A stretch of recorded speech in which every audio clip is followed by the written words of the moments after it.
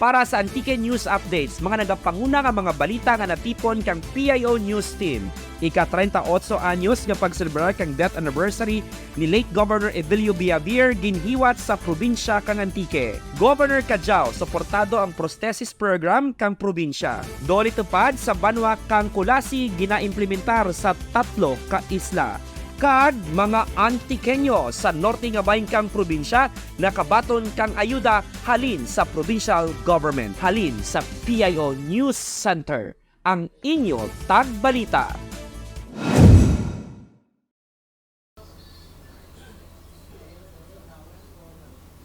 Mayad nga adlaw probinsya kang Antique sa mga detalye kang mga nagapanguna nga balita. Ika-38 katuig nga death anniversary ni late Governor Evelio B. Javier ginselebrar. Jagin tabungan kang mga empleyado, opisyales kag iban pa nga mga Antiqueño. Sa dugang nga detalye kang balita, may report si Brix Sostan. Mga Antiqueño ginselebrar ang ika-38 katuig nga death anniversary ni late Governor Evelio B. Javier diya giniwat sa Evelio Freedom Park kahapon nga adlaw petsa 11 sa bulan kang Pebrero 2024. Bilang pagdamdam kang atan baganihan ang anay gobernador kang atan probinsya, ang mga empleyado kang mga opisyalis kang probinsya amo ang presente sa sangka programa bilang pagdamdam sa anang pagkabaganihan.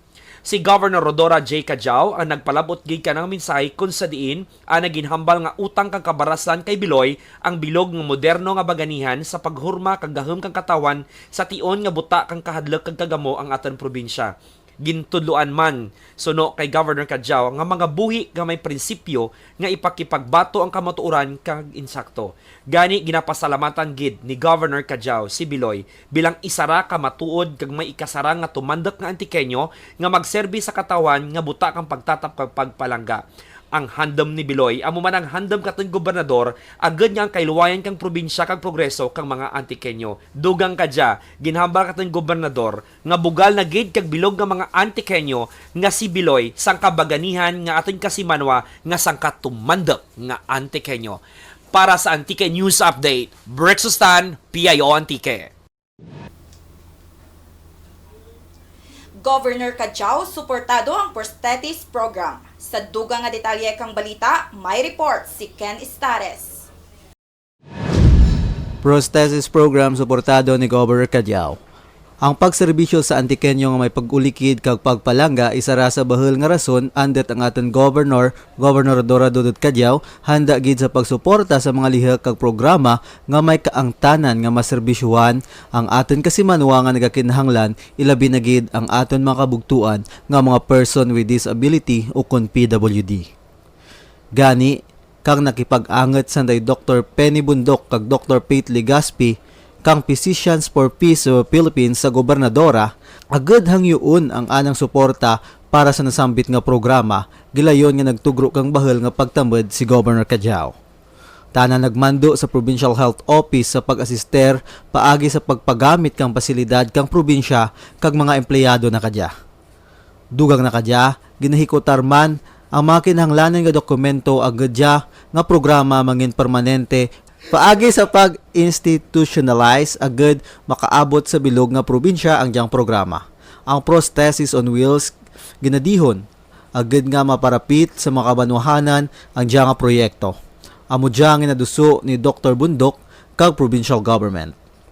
Gani diya sang kamayad nga balita para sa mga Antiqueño tenged ridyan ang pag-ulikid kag pagpalangga ni Governor Cajao ilabi ng gid sa mga labing kubos natin nga kasimanwa kay ana gid ginapasiguro nga sang kamatuod nga Antiqueño may matuod nga serbisyo para sa ikamayad kag kauswagan kang Antique.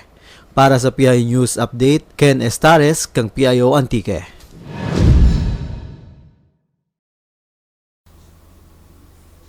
Antiqueño sa norte nga bahin kang probinsya, nakabaton kang ayuda halin sa provincial government. Sa dugang nga detalye kang balita, may report si Daven Aragon. Mga Antikenyo sa norte nakabaton kang ayuda halin kay Governor Cadiao. Governor Rodora Cadiao nagpanagtag kang nagabalor nga halos 1 milyon nga ayuda sa norte, nagdabuot sa darawa kagatos ang nakabaton kang AIX kag Kabalaka sa ginpatigayon nga pagpanagtag sa Kulasi North Elementary School kag Bugasong Municipal Gym. Dugang kaya 37 ka benepisyaryo nakabaton kang 25,000 pesos kada isara para sa bulig Prangabuyan. Para sa Antique News Update, David Aragon, PIO Antique. Dole tupad sa 3 ka isla nga kabaranggayanan sa Kulasi ang iga-implementar. Sa dugang nga detalye kang balita, may report si Mac Yuyu. 3 ka isla nga barangay kang Kulasi, doli tupad, iga-implementar. Ginpangunahan ni Governor Rodora Dodod Cadiao ang 180 ka mga benepisyaryo kang tulong panghanap buhay kag tupad workers. Ang diyang inisyatibo kang gobernadora nagalaom nga mabuligan ng mga residente nga nagauli sa mga isla kang Mararison, Batbatan kag Manigin sa Kulasi sa 11 nga tion. Suno sa gobernadora, ang Department of Labor and Employment nga nag-alokar kang 2 milyones kang peso nga naapektuhan kang insidente kang oil spill sa Kaluya pero wala dya matandog. Amura nga ang pundo gindirekta na lang sa probinsya. Sa nangin pahayag kang gobernadora nga panahon rin gid kadya nga tugruan ka ayuda ang mga taga-isla. Hay wara mag-abot ang bulig kang provincial kag national government sa isla kumo rayo sanda. Ang mga benepisyaryo magaubra sa sulod kang 4 ka oras kada adlaw sa sulod kang 10 ka adlaw kag makabaton kang sweldo nga nabase sa minimum wage. Dugang pa nga ang mga tupad workers makabaton man kang food packs nga anda pagadarhon sa anda tagsa-tagsa ka mga kabalayan para sa anda nga mga pamilya. Para sa Antique News Update, Mac Yuyu, PIO Antique.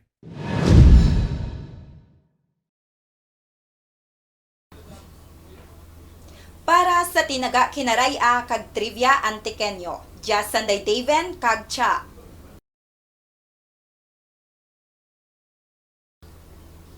Mayad nga adlaw mga kasimanwa. Kamu bala pamilyar sa tinaga nga ambahanen? Amo dya ang daan nga terminolohiya nga tuhoy sa pagtukar kang kanta kung sonata.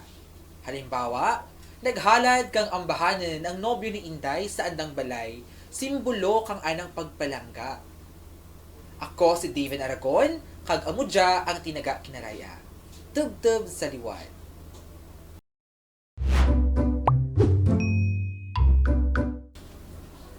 Mayad nga adlaw kasimanwa, manan mo bala nga kahapon February 11, 2024, aton ginselebrar ang 38th death anniversary ni Evelio B. Javier, o kon mas kilala kang katawhan bilang si Biloy. Si Biloy nagserbe nga gobernador kang probinsya umpisa kang 1971 sa edad nga 28 bilang pinakabata nga gobernador sa bilog nga Pilipinas kang tunga tiyempo.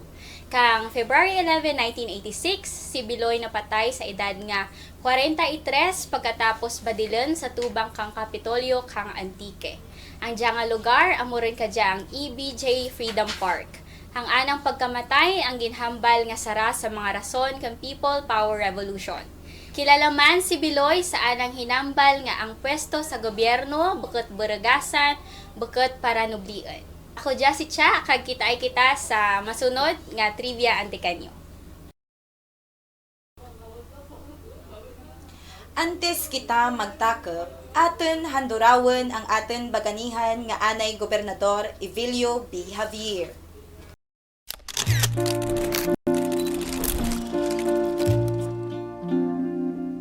To dream the impossible dream,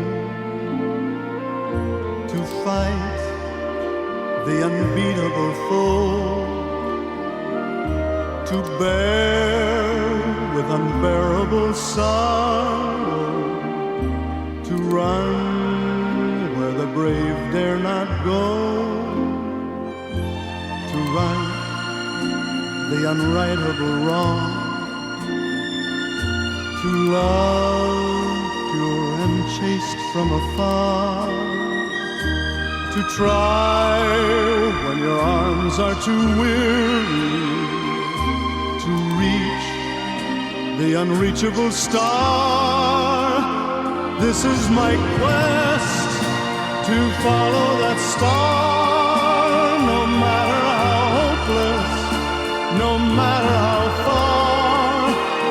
fight for the right without question or pause, to be willing to march into hell for a heavenly cause.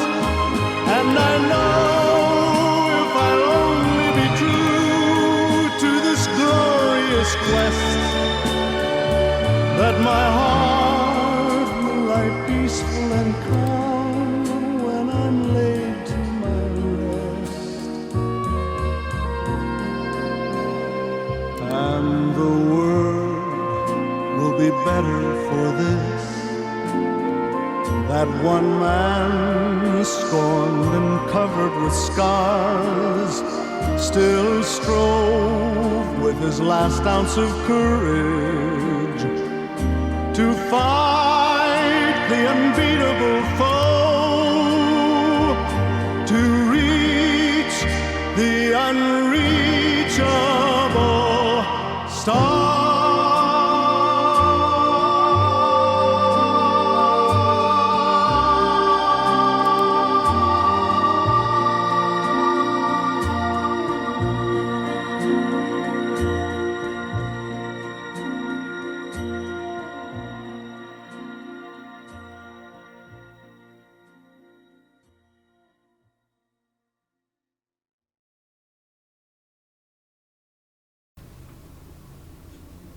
Kagamoto ang mga natipon nga balita kang PIO News Team.